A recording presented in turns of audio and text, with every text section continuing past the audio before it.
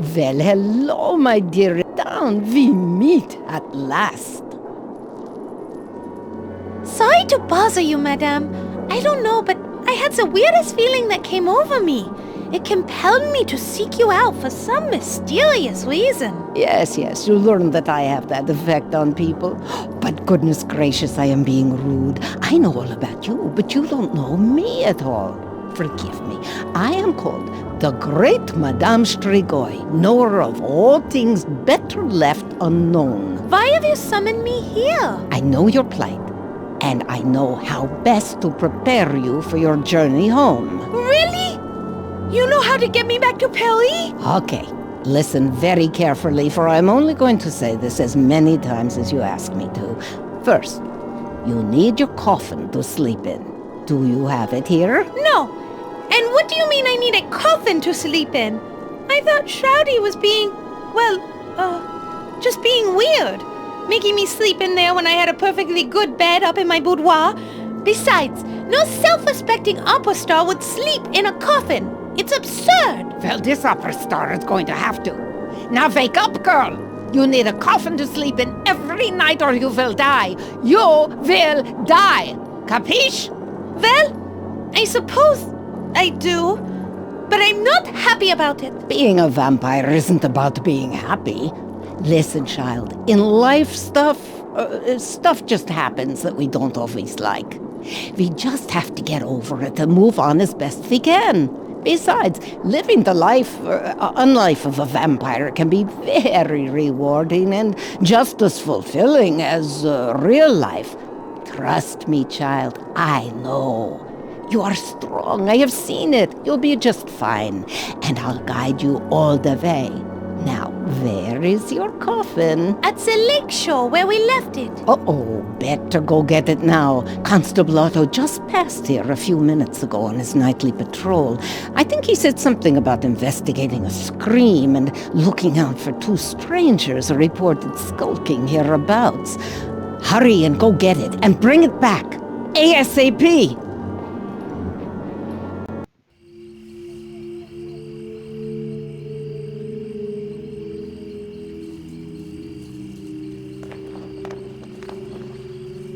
Hello, sir? May I talk to you for a moment? Yes, but only for a few minutes. I am Constable Otto van Pelt, and I'm in middle of serious investigation. Some very strange things have been happening around here lately. What are you doing with that boat? Looking for clues. By the dirt residue I found in the coffin, it looks as though someone kept putting dirt in it, and then someone else kept dumping it out. Also, by impressions left behind, it looks like someone, a woman, judging by the shape of the imprint, slept here every night and had a bat for a companion. What else can you deduce from looking at the coffin? Well, the woman who slept here wore black and purple, judging from the fibers I found, and had black hair. And the coffin owner's name was written on a tag on the inside of the lid, a Mona de Lafitte. Sounds like a French name. I think popular in the south of France, near Calais. Where are you from, may I ask? Calais? That's not in the south. Shh, idiot. Oh, right. Where? Belgium. Where? Belgium. Quebec. Well, which is it, Quebec or Belgium? Belgium, Quebec. A small colony of Belgians, just east of Montreal. And I didn't get your name. Lona Fay de Feet. Donna lay my feet. No, I mean come again. Fona May. Whitney, Darklake. My name is Whitney Darklake of the, Belgium-Quebec Dark Lakes. Pleased to meet you. Pleased to meet you too. Well, if you see any tall French women about with a bat as pet, let me know so I can ask her a few questions, okay? He's gotta be putting us on. Shh. Yes, Constable. I certainly will. How do you know that? By the smell. Bats have a distinctive odor that is hard to wash out. Tell me about it. Yes, bats are popular pets in Draxylvania for some reason, though I personally think they're bad luck. Why's that? Because anyone who adopts one seems to come down with spontaneous anemia right away. Plus, bats are not loyal pets. As soon as their owners die of this anemia, they fly away and find another family. But in Draxylvania, you get used to these things. Can you tell me about those weird events happening lately? Yes, I got report from cottages nearby of two men who have been skulking around shoreline and along the road. Then we heard reports from all over of horrible screams that echo throughout the valley. So, I was assigned to investigate, and about 100 yards down the shore I found, well, what appeared to be Baron Shroudy von Hefer's clothing. And it smelled awful. Noxious vapors were emanating from the clothes. It was quite a sight. And last night I discovered the coffin sitting on the shore with 2 oars in it. It is mighty strange. You'll have to pardon me, ma'am. I best be getting back to my investigation. I haven't much time before Luke Crane gets wind of it and muscles the case out from under me. He's always trying to be in the spotlight. Can you tell me about the nearest towns? Well, there is Vlad's Landing down the road behind you, and beyond that, near the border, is the quaint village of Gothford Falls. Up the river are the towns of Ravenhaven, Howling Oaks, Battsburg, and the new retirement community of Scarlet Meadows. Tell me about Vlad's Landing. Yes, it's a hilly town located just down the road there, and serves as a hub of commerce for Lake Varg. The Draxylvania Tourist Board, a powerful entity in these parts, almost got Burgermeister to change the town name. To what? Super Happy Funville. The board thought it might increase tourism. I like the runner-up name myself. Let me guess. Autotopia? No, but I like that. No, the runner-up name was Don't Swim in the Water, the Lake Monster Will Get Youville. In the end, all parties agreed to leave as is. It was for the best. Tell me about Gothford Falls. It's just the cutest little town, built on a bridge overlooking the falls. Quite spectacular. But the local baron appointed the most corrupt skirt chaser as burgermeister, Wilhelm Vinten. Ugh. They say he has charisma and can make deals better than anyone. Villagers seem to like him, but no woman is free from his tentacles for long. I sure hope the recall campaign succeeds. If he is a good leader, why do you hate him so much? Oh my! I think I asked the wrong thing. Are you okay? No, he's fine. It was long time ago. High school. And I had No, that's okay. this crush on any time at all. She had beautiful braids and long blonde hair. She smelled so good. Oh, Lord. So we have to go now And then he came along with his sweet-talking ways and mesmerizing stares. Do something! oh my! I feel faint. Yeah, that's it. I'm passing out. I'm going to be sick. Not far from the truth. Really? Do you need a doctor? No. Suddenly I feel a lot better. Tell me about the retirement community of Scarlet Meadows. Oh, that is a strange place. It used to be the castle of Maud the Impaler, but then the Ghoulish Society took it over, renovated it, and opened it up as a retirement community for Draxylvania nobility. They have golf course, geyser-heated pools, and everything. Thing is, they only like to golf at night, and the retirees really don't look that old. But I hear the place is very, very nice, and the healthcare is great. No one gets sick. Can you tell me about the graveyard down the road? The Draxylvania graveyard and picnic grounds? Another bright idea by the tourist board.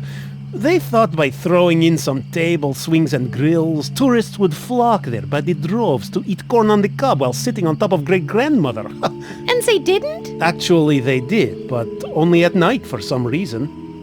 Moonlight picnics are all the rage this year. Have you seen 2 men rowing out on the lake? I think I saw some men in a boat not too long ago fighting with the lake monster. I thought I saw them throw vials of water at it that caused the monster to sink. Then they rowed up to the Baron's castle. Must be guests. When the Baroness was alive, they had guests all the time. Never saw any of them leave, though. Oh well. Who do you suppose those 2 men were? Well, a woodsman who reported seeing them said they were acting funny, like they were up to something. And they had lots of strange sorts of equipment, each with a symbol of an eye in the middle of a pentagram. I think they might have been meteorologists or lawyers.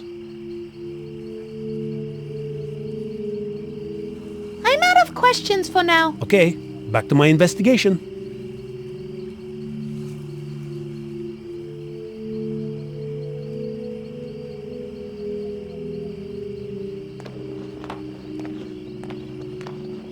It's a sign. No shinola, Sherlock. What does it say for our listening audience? I don't like to read. Read. Yeah, I remember. Okay. It says, to the Draxylvania picnic grounds and graveyard south 2 miles, 1 mile north to Vlad's Landing, 5 miles north to the Lake Vogue Dam and Waterworks, and 7 miles north to Dread Rock Gorge and Garthford Falls. Speed kills, no dumping and no parking from here to the Dead Tree from noon till 6 p.m., violators will be booted at owner's expense, the VPD.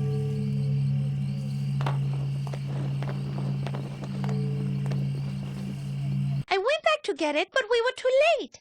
Constable Otto was there. I guess it's time that you had this. Vampires for Dummkopf. It has everything a budding vampire like you needs. Read it and learn it all. It tells everything you need to know about your new vampire powers, as well as your many vampire restrictions. It has rules, flowcharts, pie recipes, and good advice for vampires of all types. Thank you, Madame Sturgoy. Back to being a vampire. With some time in practice, you'll slowly gain new vampire powers, especially now that Shroudy is no longer your master. You don't have to read it cover to cover, but you may want to use it from time to time if you two encounter difficulties during your journey. As a member of the undead, you are required to return to your grave every night My grave. But seriously, I know, off on a side, I'm really not dead. No, Mona. It says right here, when bitten and drained by a vampire, then fed some of the vampire's own blood, the victim becomes technically and legally dead in most countries, except Nevada, where death can be annulled within 24 hours. Grave dirt. Fine, I'll get right on it. It is not your grave per se, but you have to sleep in a coffin filled with dirt from your grave every day. That is how it works.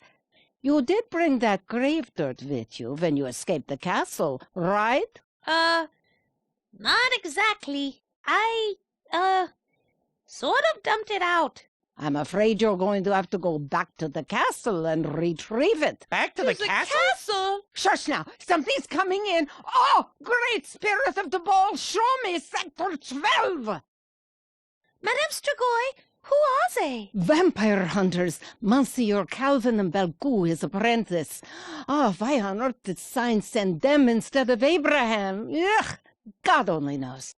Oh, well, they are vampire hunters from a religious brotherhood. You can thank them for staking Baron Shroudy von Kiefer to death back by the lake. They want to stake you, too. They will not likely rest until your undead heart stops beating in your undead chest, after which time you will be 100% dead. Look, if you do not find more grave dirt before sunrise, you will not be able to return to your coffin, and I already explained how important that is. Try the Draxylvania Cemetery and Picnic Grounds for a start. It's just down the road past the lakeshore. You can't miss it. What you're saying is that if we're ever going to make it to Paris, before we can leave, we must get Mona's coffin, then replenish our supply of Mona's grave dirt, and we're done? Once you have the grave dirt and your coffin, you will need a wagon to carry it all and a horse to pull it. I think you can borrow the wagon from the cemetery caretaker, and I just so happen to have a line on a horse for sale in the local town of Vlad's Landing, just up the road from here. I grabbed this flyer while I was there. I don't have any extra money, so you'll have to work something out with the owners. Borrow wagon from the caretaker, work something out with the owner of the horse, get coffin and grave dirt, check. Luckily for you, I know some Turkish smugglers in Puerto Varda. They owe me a few favors from back in the old days. I got them to agree to take you on their ship, the Demeanor, a large tramp freighter bound for France. They are scheduled to leave the docks just before dawn. They will not wait for you, so you must find everything you need as quickly as possible. Grave dirt, coffin, horse, and wagon. Got it. Nothing else, right? Well, come to think of it, you should really get an insane daytime guardian before you travel long distances, just to be safe. What? Not another thing to get. This is too much. And why exactly does he have to be insane? Yeah, at best it sounds a little unwise to travel with nutcases, especially over long distances. Come on, think about it, you two. All vampires must find a mortal living human to guard over them during the day in case the righteous brothers or their brethren discover your coffin and decide to stake you in your pajamas. An insane guardian simply works the best. For one thing, they are more easily controlled. 2, they get less grossed out by the sight of blood and corpses. And 3, I forget 3. Just trust me. They are essential to have for any sun-fearing vampire. But forget it. Never mind, we are short on time. You can worry about the insane daytime guardian when you get to Paris. Let's go already. We have a long night and a lot to do. Thank you so much for your help. My pleasure, child. I will do whatever I can to help you along your perilous journey.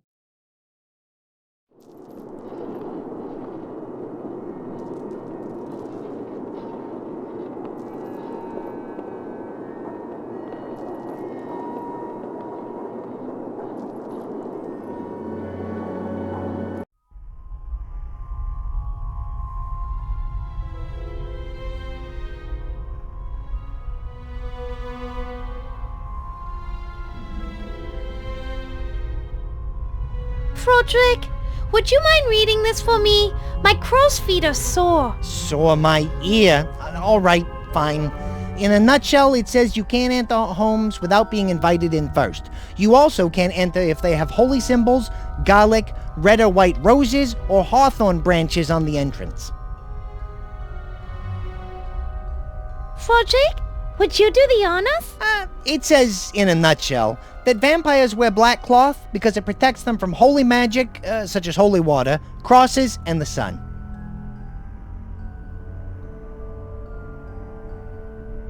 Froderick, do you mind reading this for me? It says, in a nutshell, that you can bite people on the neck and drain their blood till they pass out, but you should do it when no one will see you.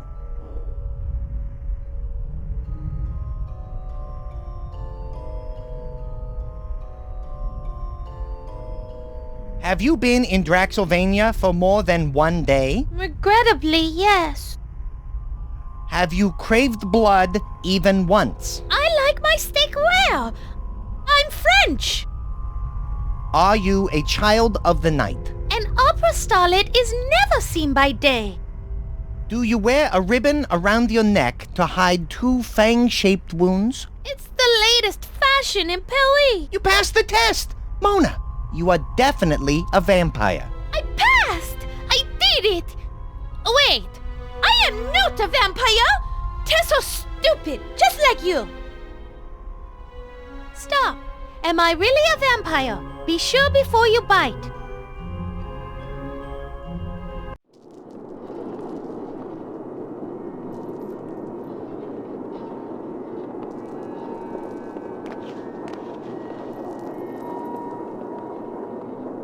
Was that your voice I heard in my head? Yes, I have the ability to send messages to those who are, shall we say, sensitive to the supernatural. How did you know my name? I have been watching you two ever since Mona came to Draxylvania and was imprisoned by Shroudy in the castle. What goes on in Castle Varg interests me very much. But I don't want to bore you with all that right now. Watching us all the time, huh? Maybe you should change your name to the nosiest nosy person to ever stick a nose where it doesn't belong. You better be nice to me, Froderick. I know all about you and your troubles. I'm sure the Belfry boys would like to know that you have finally left the safety of the castle. Oh, what I meant to say was, you should be called the most forgiving forgiver who ever forgave things that should definitely be forgiven. That work for you? Forgiven for now. Why have you summoned me here? I know your plight, and I know how best to prepare you for your journey home. Oh, good. What plight? Mona, she means your, transformation into a, Vampire. V-A-M. Oh, vampire! I am most definitely not a vampire. Fodrick is so silly. Really? You're not a vampire? Then how do you explain the sleeping by day in a coffin, no less, the drinking of blood and turning into a bat, eh? Explain that, smarty pants. I don't drink blood. Yuck. It's just... Yeah, I heard. Salty tasting Merlot. Listen, honey, I have news for you. Shroudy killed you, drained you of blood, fed you some of his blood, then brought you back to Castle Varg as a vampire. You better learn to accept that pretty quick. There, no need to cry. I'm here to help you get back to Paris. As a vampire, you can live an extraordinary life, or unlife as it were. It will be wonderful, and just as fulfilling as a regular life. Don't let it get you down. Child, just do what I say and you'll be fine. Willie? Truly? Thank you for your kindness. I will listen. I'm all pointed ears. Tell me what I have to do. Hang on a second, Toots. We don't even know you. What is there to know? I am a gypsy fortune teller who looks after wayward vampires. Plus, anything I can do to annoy Baron Shroudy just brightens my day. See, Fodrick? Nothing to worry about. She's just a good Samaritan, that is all. I don't know. I think the knower of all things knows some things she doesn't want us to know. Relax, Froderick. I feel bad for Mona. It isn't her fault what happened to her. I just want to help the poor girl out. What is up with the creepy music? I tried playing country music for a while, but it just didn't seem to work. The sun burns my skin, my best friend's a bat. The mirror shows me nothing, I smell like a rat. Oh, I'm just a vampire girl. When the moon comes up, I wait with the start. I'm feeling so sad, like I got a stake in my heart. Oh, I'm just a vampire girl. Now that is scary. Do you want to hear the verse where her carriage breaks down and her dog runs away? No! No, thank you. Fine, suit yourself. I'm easy. You seem to know so much about us. How is that possible? I'm afraid that is a very long story. Well, lady, we have nothing better to do, so shoot. The story begins many years ago. On second thought, lady, I have bad circulation problems and can't sit for long stretches of time. I was born in Romania in 1829. My mother was a famous gypsy fortune teller, renowned throughout the land for her mystical arts and crafts. Crafts? Yes, my mother used to make these cute little papier-mâché cat figures, only it was cats doing human things. You know, cats driving a wagon, cats plowing the field, cats being burned at the stake. Always good for a laugh. Yes, well, never mind the crafts. It's the mystical arts that concern your story. As I grew older, my mother began to instruct me in the ways of magic, but her knowledge was limited, and as I grew older, my hunger for power increased. Soon I sought out others beyond my mother to teach me what they could. In time, I grew far more powerful than you could possibly imagine. Did you know that with great power comes great responsibility? And usually some colorful tights. Fodrick, stifle! Please continue. Soon I realized that I had reached the limit of what mere mortals could teach me. My skills could only be increased by looking beyond this world. I began to research the world of supernatural beings, demons, werewolves, mummies, and of Of course, vampires. How did you find this information? Let's just say I happened to find a lot of like-minded people and we exchanged information.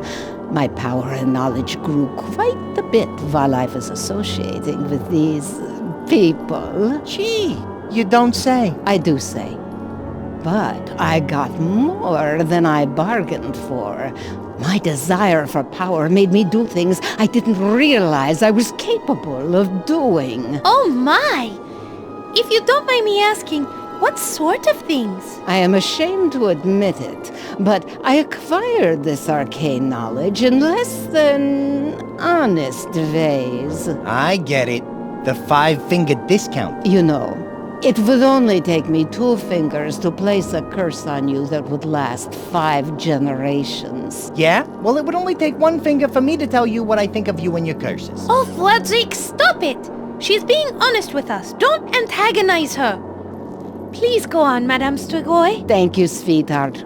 There isn't much more to say. I have led a life of foul deeds and shame, and now in my waning years, I have made it my sole purpose in life to undo any evil I have done, correct my wanton mistakes, and in general try and set wrongs to right.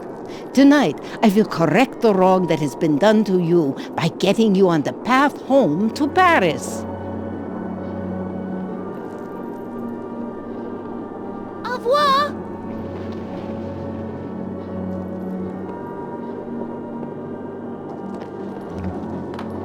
I have a feeling this might come in handy. Madame Strigoi, may I have this bottle of ink over here? Yes, child, knock yourself out.